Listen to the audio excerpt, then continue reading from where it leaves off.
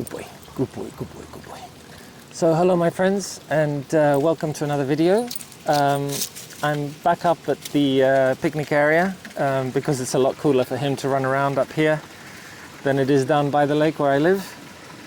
Today I thought I'd present to you this video sequence that I'm about to show you, which I was reminded of when I was digging through my things the other day, and I came across this box that I had forgotten about, and inside it is this rather nice set of waders and this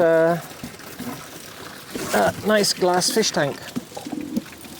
And there's an interesting story behind it that I thought you might like to hear. And basically, a couple of years ago, when I was filming the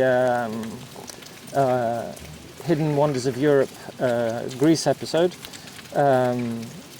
for Nat Geo Wild, the production asked me if I would be able to film a sequence on these Alpine Newts, which live in these high altitude ponds in the mountains of Northwestern Greece.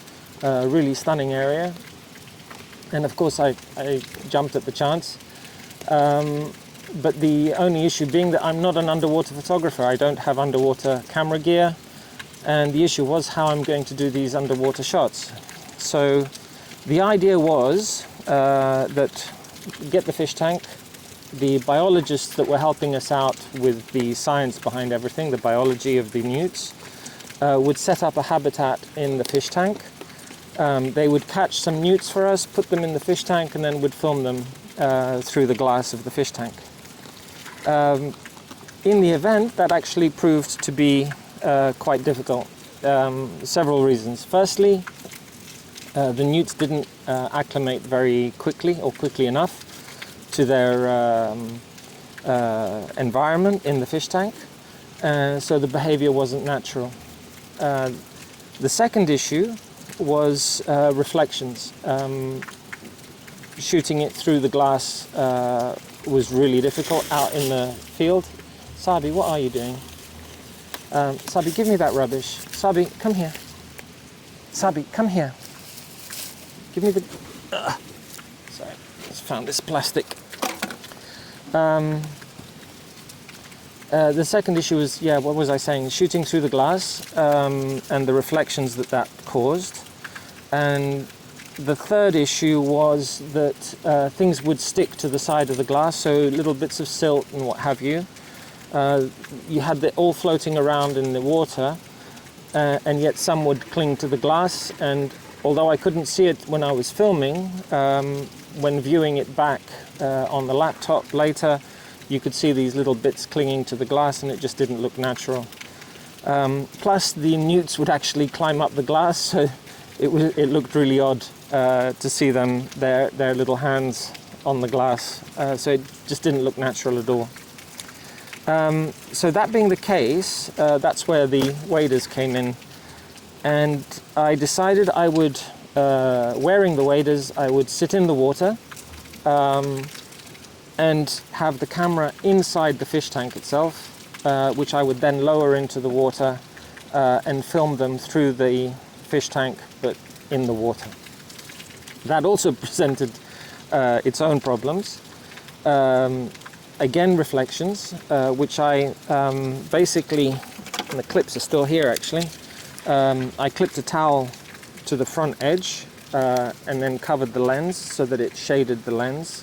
It shaded the glass and the lens so that it would cut the reflections. The second issue was that I had to support the tank with one hand, so I only had one hand to actually operate the camera, and that meant stopping the recording, focusing, zooming, all with one hand whilst looking through the EVF. That was really difficult as well. And then thirdly, I also had to be aware that I didn't go too deep and the whole thing flooded and would waterlog the camera. So it was really difficult. In addition as well, I should say that every time I would get in the water, it was a really sandy, silty pond. And every time I would get in, the sand and the silt would lift.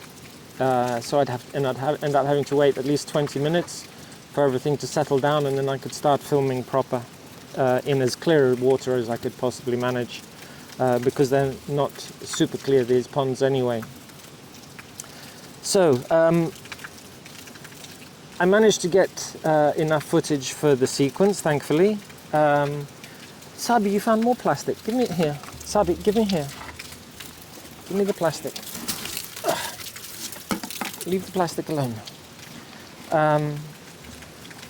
So what was I saying? Yes, I managed to get enough footage for the sequence, for the production company to put the sequence together. I've put my own little sequence together for you, which I shall show you now. I hope you enjoy it. Please drop me any comments below, any questions. And I look forward to seeing you again soon. Thank you so much for watching. I really do appreciate it. And I shall see you next time. Bye for now.